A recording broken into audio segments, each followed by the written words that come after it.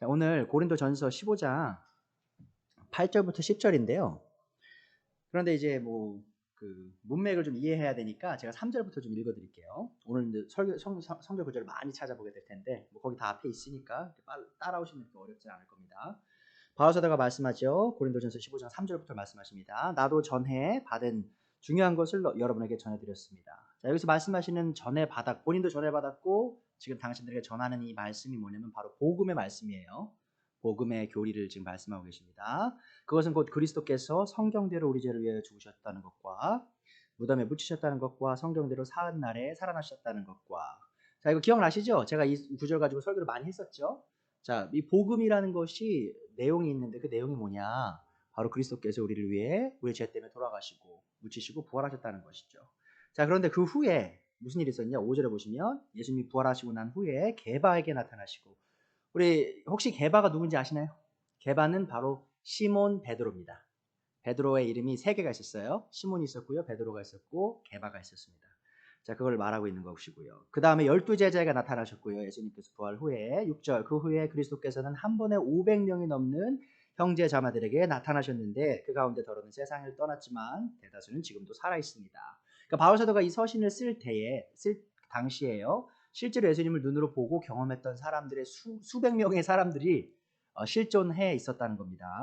자, 그리고 7절에 보면 다음에 야고보에게 나타나시고, 야고보는 예수님의 half brother예요. 그러니까는 엄마가 같은 형제입니다. 그 다음에 모든 사도들에게 나타나셨습니다. 8절. 그런데 맨 나중에 다리 차지 못하여 난 자와 같은 나에게도 나타나셨습니다. 자, 이 부활한 예수님께서 마지막에 나타나신 이 사람이 누구라는 거죠? 바로 바울 자신이라는 거예요. 예수님의 부활을 경험한 마지막인 자가 바로 자신이다라고 바울 사도가 얘기하고 있습니다. 9절. 나는 사도들 가운데서 가장 작은 사도입니다. 나는 사도라고 불릴 만한 자격도 없습니다. 그것은 내가 하나님의 교회를 박해했기 때문입니다. 자, 지금 바울 사도가 자신의 과거에 대해서 얘기하고 있어요. 지금 과거에 바울 사도가 뭘 했다고요? 그렇죠. 교회를 박해하는, 교회를 핍박하는 사람이었다는 겁니다. 그러나 나는 하나님의 은혜로 오늘의 내가 되었습니다. 나에게 베풀어 주신 하나님의 은혜는 헛되지 않았습니다. 나는 사도들 가운데서 어느 누구보다도 더 열심히 일하였습니다. 그러나 이것은 내가 한 것이 아니라 나와 함께 하신 하나님의 은혜가 한 것입니다. 라고 고백하고 있다는 것이죠. 여러분, 제가 한 가지 질문 드리고 싶어요. 은혜라는 단어를 들으시면 어떤 생각이 처음 떠오르시나요? 은혜, 구원. 구원의 의미가 뭐죠? 바로 죄의 용서. 죄로부터 구원받는 거죠. 그래서 많은 분들이 이제 구원이라고 은혜라는 말을 들으시면 가장 먼저 생각하시는 게 바로 이 죄의 용서의 은혜예요. 영어로는 사실은 많은 분들이 grace라고 하면 unmerited favor라고 해요. unmerited favor. 무슨 뜻이냐면 unmerited라고 하는 무슨 의미냐? 내가 값 없이라는 뜻이에요. 내가 열심히 일해서 값을 치르는 그게 아니라 내가 한 일은 아무것도 없음에도 하나님이 주시는 호의이다. 그것이 은혜이다. 그래서 이제 unmerited favor라고 하거든요. favor는 이제 호의니까.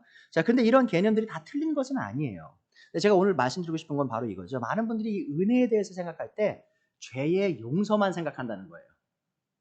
그리고 그 이상을 나아가지 못한 채, 은혜는 내 죄값을 값없이 용서하신 예수님의 희생이지라고만 생각하고 넘어가시기가 쉽다라는 겁니다. 그런데 그것에 대한 문제는 뭐냐면 많은 분들이 이 은혜가 나의 죄를 용서할 뿐만 아니라 이 같은 은혜가 나를 변화시키고 또 같은 은혜가 나로 하여금 하나님을 섬길 수 있는 원동력이 된다라는 것을 잊게 된다는 것이죠. 이 문제는 뭐냐면 많은 분들이 이렇게 되는 거예요. 내가 구원을 은혜로 받습니다. 죄의 용서를 받았어요. 자, 그러고 난 뒤에 내가 또 변화를 입으려면 뭔가 또 다른 걸 찾는 거예요. 무슨 말인지 이해하시겠죠? 그래서 많은 분들이 막 그런 걸 찾잖아요. 방언을 한다거나, 환상을 본다거나, 병고침을 경험한다거나, 이러한 남들이 흔하게 겪지 못하는 경험을 통하여 마치 내가 하나님께 더 가까이 나아가고 더 거룩해지는 것과 같은 착각 속에 빠질 때가 있다는 것이죠. 자, 그런데 오늘의 말씀은 바로 이 바울 사도가 이렇게 말하는 것과 같습니다. 너희가 거룩한 삶을 살고 하나님과 더 가까운 삶을 살기 위해 필요한 것은 전혀 다른 데 있지 않고 바로 이 은혜 안에 있다라는 것을 가르치고 있다는 걸 기억해 주셨으면 좋겠어요. 자, 첫 번째 요지입니다. 물론 하나님의 은혜는 죄인을 용서하죠. 자, 그렇습니다. 하나님의 은혜는 죄인을 용서해요. 그걸 먼저 다루도록 할게요. 모두가 아시는 이야기지만 굉장히 기본적인 이야기니까 제가 좀 말씀을 드릴게요. 8절 다시 읽겠습니다. 그런데 맨 나중에 다리 차지 못하여 난 자와 같은 나에게도 나타나셨습니다. 이게 무슨 말이냐면 바울 사도가 됨이 마치 아이가 조산하는 것과 같았다는 거예요. 그러니까 다리 다 차지도 않은 제가 태어나면 이상하죠. 건강이 좋지도 않고 조금 특별한, 그러니까는 흔치 않은 상황인 거예요. 그러니까 바울 사도가 자신의 구원을 그렇게 얘기하는 거예요. 나는 사실은 사도될 자격도 없는 자였는데 하나님이 나에게 찾아오셨다. 그리스도를 통하여 그렇게 말씀합니다. 9절 나는 사도들 가운데서 가장 작은 사도입니다. 왜 그렇죠? 나는 사도라고 불릴 자격이 없습니다. 왜 그렇습니까? 그것은 바로 내가 하나님의 교회를 박해했기 때문입니다. 자, 바울 사도가 예수님을 만나기 전에 교회를 박해하던 사람이었다는 것이죠. 그러나 10절에 뭐라고 말합니까? 나는 하나님의 은혜로. 자, 내가 교회를 증오하고 미워하는 사람이었음에도 불구하고 하나님의 은혜가 나에게 왔다라고 바울 사도가 증거하고 있고요. 물론 그것이 바로 바울 사도를 용서했죠. 자, 그럼 다시 한번 보죠. 바울이 누구였다고요? 바로 교회의 대적이었습니다. 자, 어떻게 대적이었냐? 제가 좀 설명을 드릴게요. 사도행전 7장에 보면 스데반이라는 분이 나와요. 스데반. 초대교회, 예루살렘 교회의 7명의 집사 중에 한 분이셨습니다. 자, 그분이 복음을 막 여기저기 전하고 있을 때 유대인들이 이 스데반을 이제 핍박하기 시작해요. 왜냐면 스데반이 뭐라고 얘기하냐면 너희가 하나님의 아들이신 메시아이신 예수님을 죽인 당사자들이다. 설명을 하니까요. 이제 사람들이 화가 나죠. 그리고 무슨 일이 있었냐? 바로 스데반을 돌로 쳐 죽입니다. 그래서 스데반이 사실은 이 교회 역사 속에 첫 번째 순교자가 되는 거예요. 자, 그런데 스데반이 죽는 그 당시에 누가 있었냐? 바로 사도행전 7장에 보시면요. 57절에 사람들이 귀를 막고 큰 소리를 지르고서 일제히 스데반에게 달려들어 그를 성 밖으로 끌어내어 돌로 쳤다. 그리고 그 장소에 누가 있었죠? 증인들은 옷을 벗어서 사울이라는 청년의 발 앞에 두었다. 라고 얘기하고 있어요. 자, 사울이라고 나오죠? 사울이 누구인가요? 바로 바울입니다. 그러니까 많은 분들이 이렇게 이해하세요. 바울의 이름이 사울에서 바울로 바뀌었다라고 생각하시는데 사실 그건 아니고요. 사울은 바울의 히브리어 이름이었습니다. 그리고요, 바울은 바울의 로마 이름이었어요. 바울이 로마 시민권자였죠. 그래서 이름이 여러 개가 있었어요. 그래서 사실은 처음에는 사울로 불렸던 이유가 뭐냐면 바울이 처음에는 유대인들 사이에서 활동을 했거든요.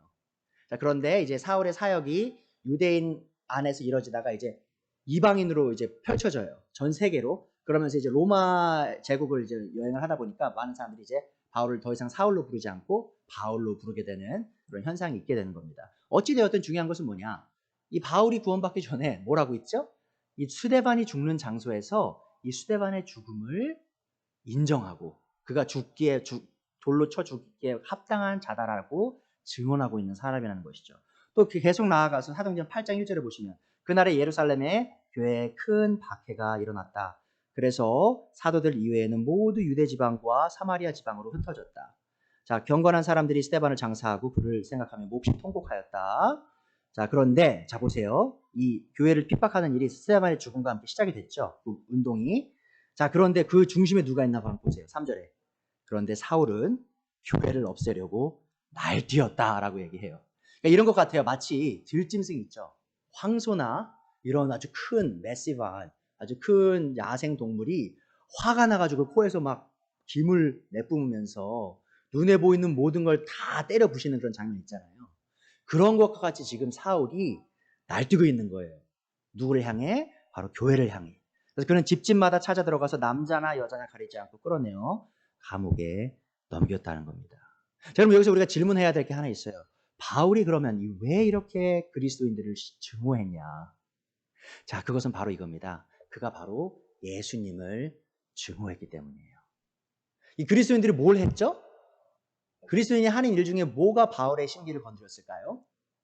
바로 이거였죠. 그리스도인들은 바로 그리스도 예수님께서 바로 하나님의 아들이시며 구약 성경에서 약속한 메시아이다라고 가르쳤던 거예요. 자, 그런데 바울 생각에는요, 그게 말이 안 돼요. 왜 말이 안 되죠? 바울이 생각하는 구약 성경은 이거였어요.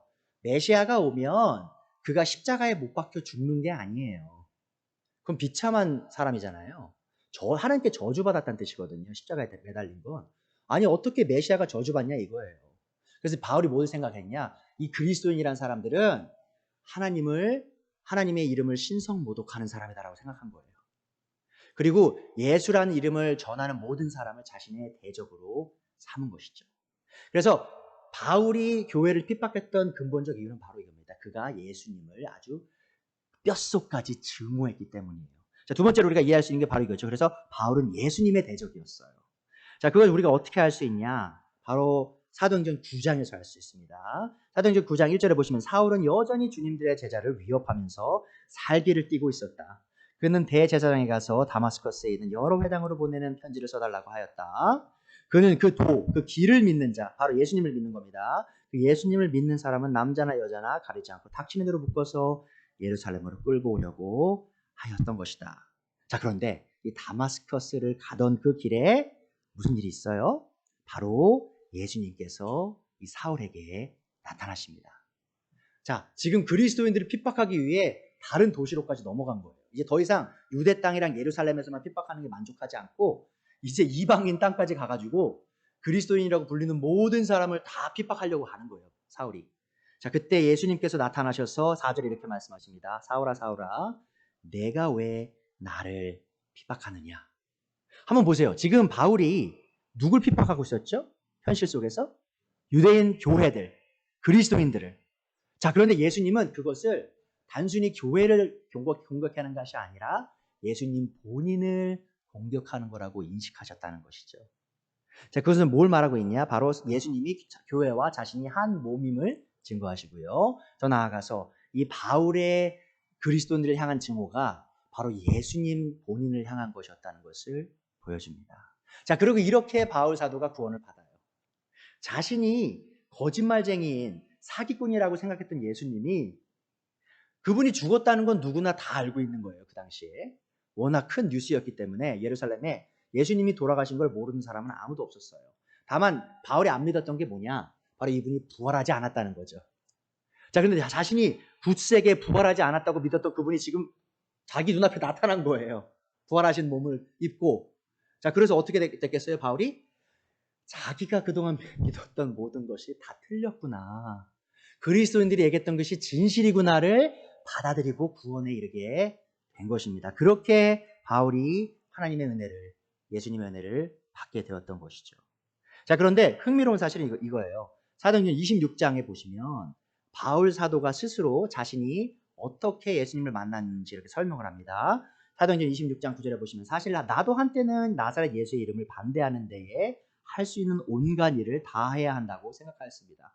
뭐라고 얘기하죠? 예수님의 이름에 반대되는 일은 무슨 일이든 하겠다고 결정했다는 것이죠. 그래서 나는 그런 일을 예루살렘에서 하였습니다. 나는 대제사장들에게 고난을 받아가지고 많은 성도를 옥에 가두었고 그들이 죽임을 당할 때 그 일에 찬동하였습니다. 자, 물론 바울이 스스로 유대인들을 돌을 쳐 죽이거나 하진 않았어요. 자, 그런데 법정에 서가지고요, 뭔 일을 했냐? 바울이 법관들 앞에 서서 저 사람들은 죽어 마땅한 사람입니다라고 변호를 한 거예요. 그 사람들 반대에 서서. 그래서 그 사람들을 죽음에 이끌게 했다라는 것이죠. 그리고 회당마다 찾아가서 여러 번 그들을 형벌하면서 강제로 신앙을 부인하게 혹은 신성모독하게 하려고 했습니다. 무슨 말이냐면요. 예수님의 이름을 신성모독하게 한 거예요. 그러니까 너가 예수님이 메시아라고 생각하니? 아니야. 메시아는 사기꾼이라고 말해. 라고 사람들을 강제했다라는 것이죠. 나는 그들에 대한 분노가 극도에 다다랐으므로 심지어 외국의 여러 도시에까지 박해에 손을 뻗쳤습니다. 보세요. 얼마나 바울이 큰 죄인이었는지. 그렇죠? 그냥 단순히 인터넷에서 우리가 사실 기독교 욕하시는 분들 많죠? 하나님 욕하시는 분들 많죠? 그리스도인들 그 우습게 보시는 분들 굉장히 많아요. 조소하시는 분들이. 단순히 그런 정도의 그 증오가 아니고요. 자기의 그 잡을 다 멈추고 풀타임으로 사람들을 찾아다니면서 그리스도인을 핍박했던 거예요. 그 정도로 죄인 중에 죄인이었던 사람이 바로 바울이었습니다. 자, 그러나 하나님의 은혜가 이 죄인의 우두머리인 바울에게 왔고요. 또 그의 죄가 용서가 되었다는 겁니다. 너무나 놀라운 사건이 일어나게 된 거죠. 자, 그래서 디모데전서 1장 12절에 보시면 바울도 이렇게 말씀하세요. 나는 나에게 능력을 주신 우리 주 그리스도 예수님께 감사를 드립니다. 주님께서 나를 신실하게 여기셔서 나에게 이 직분, 이 사도의 직분을 맡겨주셨습니다. 내가 전에는 뭐였죠? 내가 전에는 회방자요. 그러니까 예수님의 이름에 신성모독했다는 겁니다. 두 번째는 박해자요. 핍박을 했던 사람이고요. 세 번째는 폭행자. 굉장히 폭행을 일삼았던 사람이에요. 그러나 그런 행동은 내가 믿지 않을 때에 우리가 알지 못하는 것이었으므로 하나님께서 나에게 자비를 베풀어 주셨습니다. 우리 주님께서 나에게 은혜를 넘치게 부어주. 또 은혜에 대해서 얘기하죠. 은혜를 부어주셔서 그리스도 예수 안에서 얻는 믿음과 사랑을 누리게 하셨습니다. 그리스도 예수님께서 죄인을 구원하시려고 세상에 오셨다는 이 말씀은 믿음직하고 모든 사람이 받아들일 만한 말씀입니다. 나는 죄인의 우두머리입니다. 자, 아시겠죠? 왜 바울이 자신이 죄인의 우두머리라고 했나요? 실제로 그는 죄인의 우두머리였어요. 그러니까 죄인 중에 사실 죄인들 중에서도요, 그 등급이 있어요. 우리 현실에서도 그렇죠. 죄를 누가 진다고 해서 두 사람이 죄를 졌다고 해서 똑같은 죄인은 아니에요. 누군가 더 나쁜 죄질의 죄를 지을 수 있죠. 그럼 너 나쁜 죄인이 되는 거죠. 제가 바울을 볼 때는요, 정말 죄인 중에 가장 밑바닥에 있는 죄인이 바로 바울이었습니다. 왜냐? 바로 예수님을 그렇게 증오하고 교회를 그렇게 증오하고 마음으로 증오할 뿐만 아니라 그걸 행동으로 옮겼기 때문이죠. 자, 그러하기에 바울이 오늘의 본문에서 나는 사도로 불릴 만한 자격이 없고 사도들 중에 가장 작은 자입니다라고 말하는 것이 너무한 말이 아니었다는 것이죠. 자, 그런데 중요한 건 이것이죠. 이 바울이 이렇게 큰 죄를 하나님께 지었는데 그 죄가 은혜로 인해 어떻게 됐다고요? 바로 용서가 되었다는 것입니다. 그래서 여러분들 중에 그런 생각 하시는 분들이 있을 수 있어요. 내가 과거에 지은 이 죄를 하나님이 과연 용서해 줄 수 있을까요? 이렇게 큰 죄를 졌는데 성경에 그런 말들이 나와요. 너희가 부모에게 공경하지 않으면 저주를 받을 것이다. 그런 말이 나오고요. 너희가 하나님을 바르게 섬기지 않으면 저주를 받을 것이다. 엄청난 저주의 말씀들이 많이 있어요. 근데 내가 다 지금 이런 말씀들을 어겼는데 나는 저주를 받아야 되는데 내가 과연 용서받을 수 있을까요? 라고 의문이 드시는 분들이 있을 수 있어요. 자, 근데 성경이 뭐라고 말하고 있죠? 죄인 중에 죄인인 바울도 하나님의 은혜로 구원을 받았다는 겁니다. 죄의 용서를 받았다는 것이죠. 자, 그러면 그 다른 누구도 다 구원에 이를 수 있다는 것을 기억해 주셨으면 좋겠어요. 그래서 이 은혜는요, 바로 이거예요. 한번 보세요. 바울이 구원받을 때 있죠. 다마스커스의 길에서 가는 길에서 예수님을 만나서 구원에 이르죠. 그때 바울이 하던 일이 뭡니까? 하나님을 위한 일을 하고 있었나요? 아니죠. 오히려 사람들을 죽이려고 하고 있었어요. 그리스도인들을 죽이러 가는 길이었어요. 자, 그런데 하나님의 은혜가 나타날 때 그런 그에게 죄의 용서가 이루어졌다는 것이죠. 그래서 바울은 자신이 구원받기 위해 한 일이 아무것도 없어요. 그게 바로 은혜라는 것입니다. 그래서 로마서 11장 6절에 보면 우리 재영 형제만 읽어주시겠어요? 로마서 11장 6절입니다. 뒷장에 있을 수도 있고요. 페이지 넘버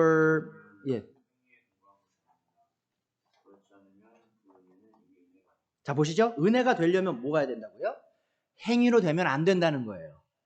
그러니까 우리가 뭔가를 열심히 일해서 하나님이 어떤 걸 보상으로 주시잖아요. 그럼 그건 은혜가 아니에요. 근데 한번 보세요. 많은 사람들이 교회에 와서 어떻게 하나님께 은혜 받으려고 하죠? 열심히 일해서, 그쵸? 주의 종 섬겨서, 열심히 봉사해서 하나님 은혜 받으려고 해요. 근데 지금 바울사도 뭐라고 말합니까? 그거는 은혜를 받는 게 아니에요. 왜냐하면 행위에 근거한 것은 은혜가 아니기 때문이죠. 은혜는 그런 종류의 은혜는 이미 은혜가 아니다라고 얘기하고 있어요. 우리가 죄의 용서를 받기 위해 단 한 가지 필요한 것은 뭐냐? 바로 우리를 겸손하게 하나님 앞에 나타내는 거예요. 하나님, 제가 제 자신을 하나님 앞에 구원할 능력이 없습니다. 하고 예수님께서 나를 위해 십자가에서 흘리신 그 피만이 나의 죄를 용서할 수 있습니다라고 고백하는 것이 바로 은혜로 구원에 이르는, 죄의 용서에 이르는 그 방식이라는 것이죠. 자, 그러면 중요한 건 이거죠. 제가 말씀드렸듯이 이렇게 은혜는 우리의 죄를 용서해요. 자, 그런데 그것이 은혜가 하는 일이 다가 아니라는 겁니다. 두 번째로요, 하나님의 은혜는 죄인을 변화시킨다는 것이죠. 자, 우리 재영 형제님 고린도전서 15장 10절 한번 다시 읽어주시겠어요?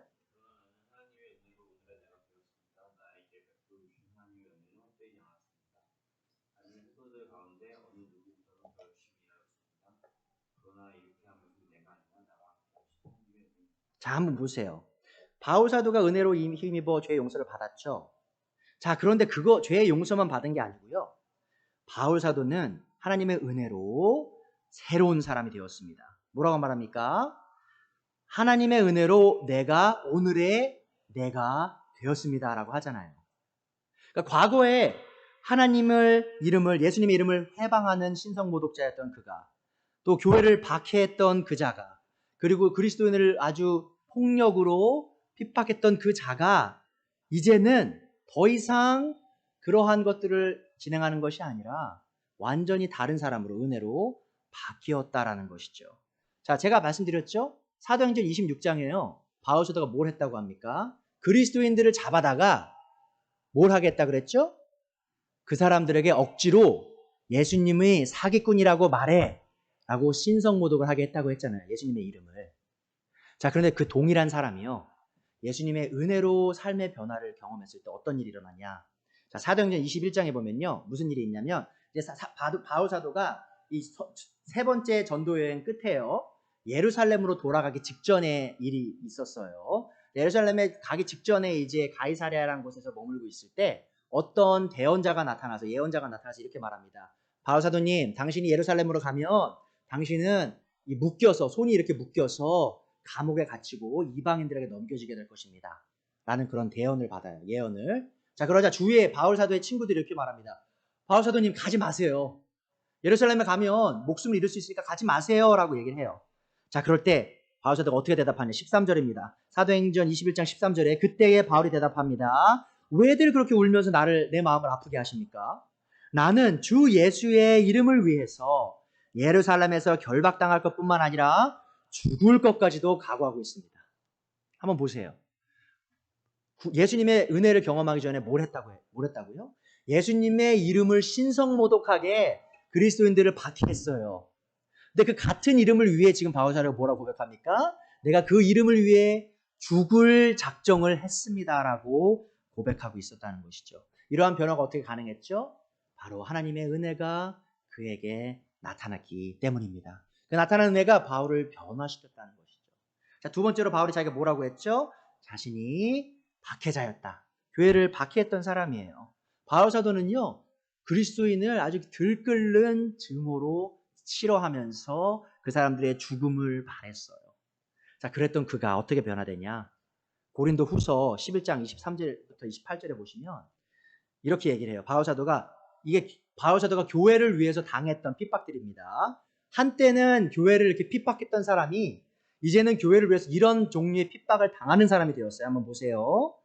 자, 나는 수고도 더 많이 하고 감옥살이도 더 많이 하고 매도 더 많이 맞고. 고린도 후서 11장 23절이에요. 여러 번 죽을 뻔했습니다. 유대 사람들에게 마흔에서 하나 뺀 매를 맞은 것이 5번이요. 채찍으로 맞은 것이 3번이요. 돌로 맞은 것이 1번이요. 파손을 당한 것이 3번이요. 밤낮 꼬박 하루를 망망한 바다를 떠다녔습니다. 자주 여행하는 동안에는 강물의 위험과 강도의 위험과 동족의 위험과 이방 사람의 위험과 도시의 위험과 광야의 위험과 바다의 위험과 거짓 형제의 위험을 당하였습니다. 수고와 고역에 시달리고 여러 번 밤을 지새우고 줄이고 목마르고 여러 번 굶고 추위에 떨며 헐벗었습니다. 자, 지금 바울 사도가요, 구원 전에, 은혜를 경험하기 전에 그리스도인들에게 했던 일들이에요. 자, 그런데 이것을 지금 자기가 당하고 있어요. 똑같이. 누구를 위해? 자신이 핍박했던 그 똑같은 그리스도인들을 위해. 자, 그런데 너무 흥미로운 건 뭐냐면요. 자기 없죠. 핸드아웃 없죠. 자, 그러면 우리 재영 형제님이 28절 한번 읽어주시겠어요? 마지막 절 28절 고린도후서 11장 28절.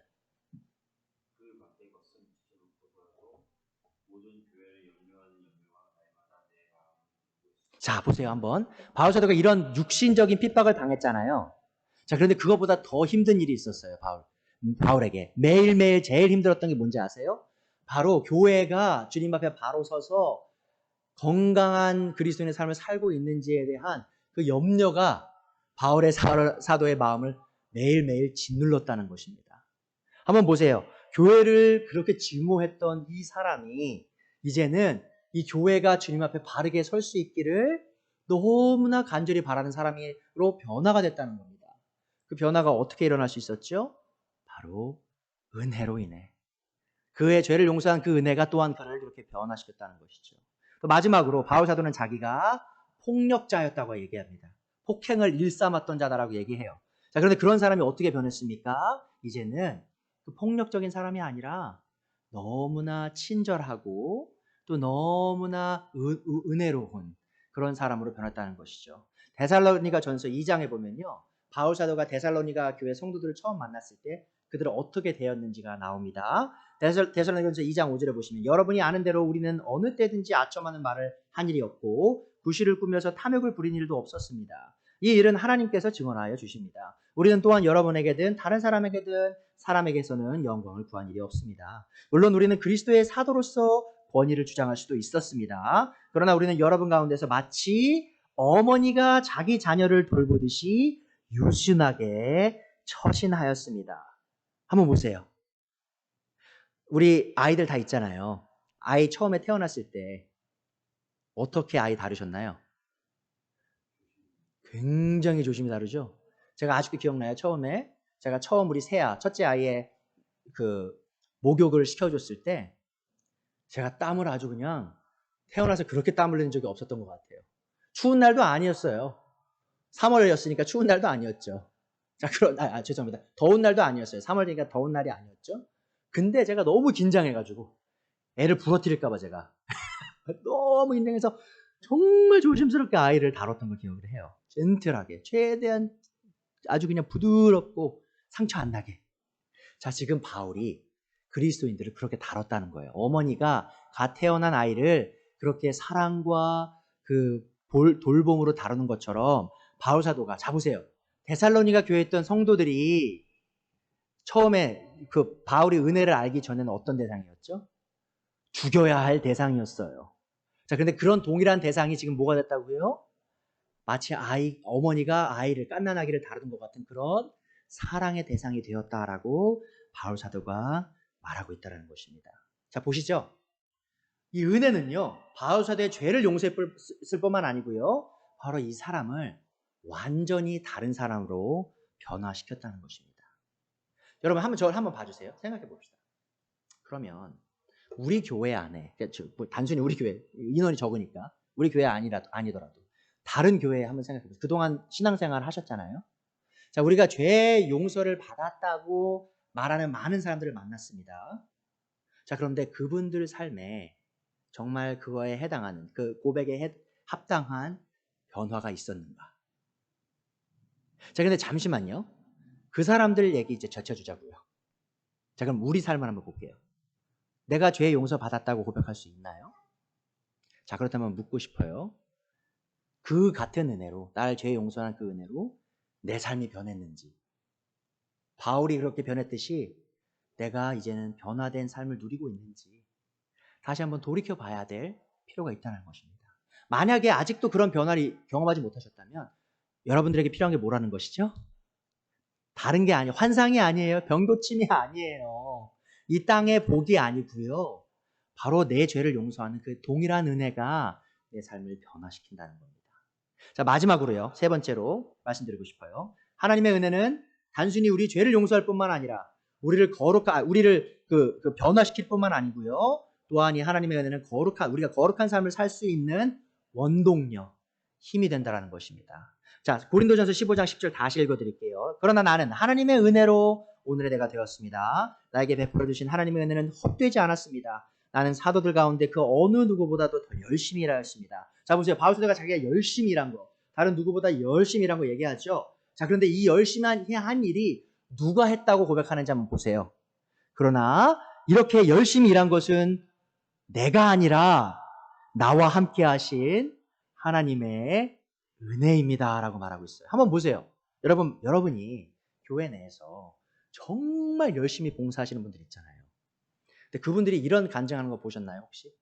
정말 누가 봐도 열심히 하고 너무 고생하시는데 그분들이 나와서 간증할 때 이렇게 얘기해요. 이렇게 제가 열심히 하는 것은 제가 아니라 하나님의 은혜입니다. 나는 칭찬받을 일이 아무것도 없어요. 그런 일이 잘 흔치는 않아요. 자, 지금 바울이 그 얘기하고 있는 겁니다. 여러분이 제가 이렇게 열심히 일하는 거 제 덕이라고 생각하지 마세요라고 하는 거예요. 제가 이렇게 열심히 일했던 이유는 바로 죄인의 우두머리였던 자신이 하나님의 은혜로 죄의 용서를 입고 바로 변화를 얻었기 때문이었다라고 바울 사도가 얘기하고 있다라는 것이죠. 이 하나님의 은혜는요, 바울 사도 안에서 끊임없이 일을 했어요. 그러니까 한번 생각해 보세요. 이게 은혜라는 것이 많은 분들이 한 번 받고 땡이라고 생각해요. 구원받을 때 은혜 받고 땡. 근데 그게 아니고요. 바울 사도가 이 은혜로 죄의 용서를 입고 변화를 받고 난 뒤에 어떤 일이 있었냐? 이 은혜가 바울 사도 안에 계속 머물면서요. 바울 사도로 하여금 하나님께서 그를 부르셔서 행하고자 하시게 하는 그 일을 이루도록 끊임없이 격려하고 힘을 주고 그 원동력이 되었다라는 것을 바울 사도가 지금 고백하고 있다는 것이죠. 그래서 여러분이 기억하실 거는 이거예요. 많은 분들이 이렇게 생각해요. 우리가 믿음으로 구원받죠? 행위 없이요. 자, 그러니까 믿음으로 은혜로 구원받고 행위가 필요 없으니까 그럼 우리가 구원받아도 행위 필요 없네요. 열심히 할 필요 없겠네요. 라고 잘못 결론을 내리시는 분들이 있어요. 왜냐하면 구원받는데 행위가 필요 없는데 뭐하러 행위를 하죠? 자, 사실 지난주에도 제가 한 여성분을 만났어요. 그분이 이제 교회를 다니시긴 하는데 제가 물어봤죠. 아니, 어머니, 교회 왜 다니세요? 그리고 그분이 어떻게 대답하셨는지 아세요? 천국 가려고요. 근데 제가 그렇게 또 말씀드렸죠. 근데 교회 가는 걸로 천국 못 가십니다. 열심히 선한 행위 하는 걸로 천국 못 가세요. 이렇게 말씀드렸거든요. 자, 그러면 많은 분들이 천국 가려고 교회 오는 거 아니었어? 천국 가려고 선한 일 하는 거 아니었어? 근데 그런 거 필요 없다고요? 은혜는 공짜군요. 행위가 필요 없군요. 그러면 이제 더 이상 선한 행위 할 필요 없겠네요. 라고 잘못 결론을 내리신다는 거죠. 자, 근데 그걸 어떻게 해결할 수 있냐? 그 문제를 바로 이 은혜로 해결할 수 있다는 겁니다. 이 구원, 죄의 용서는요, 언제나 은혜로 주어져요. 그리고 은혜가 주어진 곳에요, 언제나 선한 행위가 따라온다는 겁니다. 왜냐? 우리에게 은혜가 주어질 때 은혜가 한 번 주어지고 끝이 아니라 이 주어진 은혜가 우리 안에서 살아 숨쉬어서 계속해서 끊임없이 우리로 하여금 선한 행위를 하게 만든다는 것입니다. 그것이 에베소서 2장 8절이에요. 여러분은 믿음을 통하여 은혜로 구원을 받았습니다. 은혜로 구원받죠? 무료로, 공짜로. 이것은 여러분에게 난 것이 아니요 하나님의 선물입니다. 행위에서 난 것이 아니니 아무도 자랑하지 못합니다. 자, 그런데 10절이 중요하죠. 이 은혜로 구원받고 난 뒤에 결론이 어떻게 나냐? 행위 없이 받은 구원의 결론이 어떻게 나냐? 우리는 하나님의 작품입니다. 선한 일을 하게 하시려고 하나님께서 그리스도 예수 안에서 우리를 만드셨습니다. 자, 우리를 왜 만드셨다고요? 우리를 왜 구원하셨다고요? 바로 선한 일을 하게 하시려고. 하나님께서 이렇게 미리 준비하신 것은 우리가 선한 일을 하며 살아가게 하려 하시는 것입니다. 그러니까 하나님께서 왜 우리를 은혜로 구원하신지 아세요? 행위 없이? 이제부터 그 행위를 하라는 거예요. 선한 일을. 구원받은 사람으로서. 그러니까 내가 열심히 일해서 구원에 이르는 게 아니고요. 내가 행한 일은 아무것도 없지만 은혜로 죄의 용서를 받고 변화를 입는 겁니다. 자, 그런 은혜로의 구원을 경험했기에 이제는 우리가 진심으로 참되게 선한 행위를 할 수 있는 삶이 되었다는 것입니다. 자, 하나님의 은혜는 언제나 하나님의 능력과 함께 주어진다는 걸 기억해 주셨으면 좋겠어요. 같은 책 에베소서 3장 7절에요. 바울 사도가 이렇게 말합니다. 나는 이 복음을 섬기는 일꾼이 되었습니다. 내가 이렇게 된 것은 하나님께서 그분의 능력이 작용하는 대로 나에게 주신 그분의 은혜의 선물에 따른 것입니다. 또 은혜 얘기하죠. 한번 보세요. 은혜가 바울에게 주어질 때 어떤 일이 동시에 일어났다고요? 하나님께서 그분의 능력이 작용하는 대로 나에게 은혜를 주셨다고 하죠. 그게 무슨 말이냐면 바로 이겁니다. 우리가 은혜를 받을 때요, 하나님께서 동시에 강력한 능력으로 우리와 함께 일하신다는 거예요. 그러니까 은혜가 있는 곳에 바로 이 선한 행위를 할 수 있는 그 원동력이, 하나님의 권능이 주어진다는 것입니다. 하나님의 은혜는 우리에게 힘을 주는 권능이기에 우리는 하나님의 은혜를 통해 거룩한 삶을 이제 살 수 있게 되었다는 것이죠. 자, 그래서 제가 다시 한번 여쭤볼게요. 여러분들이 이제 나 정말 더 거룩하게 살고 정말 하나님의 영광을 위한 삶을 살기 위하여 필요한 게 뭐라고요? 환상이라고요? 병고침이라고요? 이 세상의 번영이라고요? 그게 아니라 나의 죄를 용서하는 이 은혜의 복음이, 이 복음 안에 있는 이 은혜가 내게 필요한 전부라는 겁니다. 그래서 여러분들이 거룩한 삶, 이 선한 행위를 할 수 있는 원동력이 바로 다 이 복음 안에 있다라는 것이에요. 자, 마지막으로 말씀드릴게요. 디모데후서 2장에 보시면 바울 사도가 자신의 제자인 디모데에게 이런 편지를 씁니다. 너가 사람들을 많이 가르치기를 바라고 또 너와 그 사람들이 이러한 사람들이 되기를 바란다. 첫 번째가 무슨 사람이 되라고 하냐면요. 바로 훌륭한 군사가 되어라. 훌륭한 군인이 되어라. 그렇게 얘기하고요. 두 번째로 또 열심히 자신을 갈고 닦는 운동선수가 되어라 라고 해요. 올림픽에 나가면 사람들이 열심히 자기 관리하잖아요. 체중 관리도 하고 자기 스케줄 정해진 스케줄대로 하고 마음대로 안 살죠. 운동선수들은 마음대로 살 수가 없어요. 마음대로 살면 금메달 딸 수 없어요. 누가 더 자기 절제하냐에 따라 금메달 색깔이 바뀌는 겁니다. 자, 그런 것과 같이 그런 삶을 살아라 라고 말을 해요. 자, 그리고 세 번째로 뭐라고 얘기하냐? 수고하는 농부가 되어라 라고 얘기해요. 농부의 일이 얼마나 힘듭니까? 많은 땀이 요구되고요. 많은 시간이 요구되고요. 또 엄청난 기다림을 견뎌야 돼요. 자, 그런 것과 같은 이런 주님의 훌륭한 일꾼들이 되어라라고 바울사도가 가르쳐요. 자, 첫 번째 뭐였다고요? 바로 고난을 함께 달게 받는 군사가 되고요. 군인이 되고. 두 번째로 자신을 절제하는 그런 운동선수가 되고. 그리고 세 번째로 땀을 흘려 수고하는 그런 농부가 되어라. 그런 일꾼이 되어서 하나님을 즐겁게 하여라. 하나님께 기쁨을 드려라 라고 얘기하는데요. 그거에 대한 원동력이 나옵니다. 그리고 우리가 어떻게 이런 하나님을 기쁘시게 하는 일꾼이 될 수 있을까요?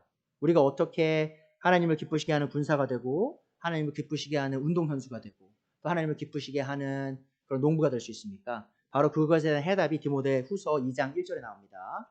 자, 바울 사도가 이렇게 격려하기 전에 이렇게 말해요. 그러므로 내 아들이여, 디모데에게 말합니다. 바울이 그리스도 예수님 안에 있는 은혜로 굳세어 지십시오. 한번 보세요, 여러분. 디모데는요, 바울이랑 같이 생활했던 사람이에요. 한번 생각해 보세요. 바울이 엄청나게 많은 기적한 거 아시죠? 바울이 죽은 사람도 살렸어요. 바울이 기도하면 아프던 사람이 다 나았어요. 바울이 방언도 엄청 많이 했어요. 고린도 전서를 읽어보면 바울이 내가 너희보다 더 많은 방언을 한다라고 얘기를 해요. 그러니까 바울은 엄청난 기적과 같은 일들을 하나님의 권능을 자신의 삶에서 다 경험했던 사람이에요. 그 디모데는 그걸 다 봤죠. 자, 그런데 보세요. 지금 바울이 뭐라고 얘기하고 있냐. 너가 이런 하나님의 참된 일꾼이 되기 위하여 내가 행한 그 모든 기적과 같은 일들을 경험해라라고 얘기합니까? 아니에요. 디모데에게 필요한 건요. 그런 기적을 경험하고 남들이 경험하지 못한 그런 특별한 걸 경험하는 게 아니었고요. 바로 그리스도 예수님의 안에 있는 은혜로 굳세어지는 것이었어요. 그러니까 디모데를 용서했던 죄를 용서했던 그 은혜. 디모데의 삶을 변화시켰던 그 은혜가 바로 디모데가 거룩한 하나님의 일꾼이 되는 그 유일한 원동력이 된다는 것입니다. 그래서 제가 여러분에게 마지막으로 말씀드리고 싶은 거예요. 그래서 하나님의 은혜를 단순히 내 죄만 용서하는 것이라고 생각하지 않길 바라요. 이 동일한 은혜가 우리 삶을 변화시키며 또 동일한 은혜가 우리를 거룩한 삶을 살도록 하나님의 영광을 위한 삶을 살도록 선한 행위를 할 수 있는 그런 원동력이 된다는 것을 다 함께 기억하셨으면 좋겠어요. 그래서 그 은혜를 누리고 그 은혜로 말미암아 하나님의 영광을 위한 삶을 살기를 간절히 소원합니다. 기도하겠습니다. 하나님 아버지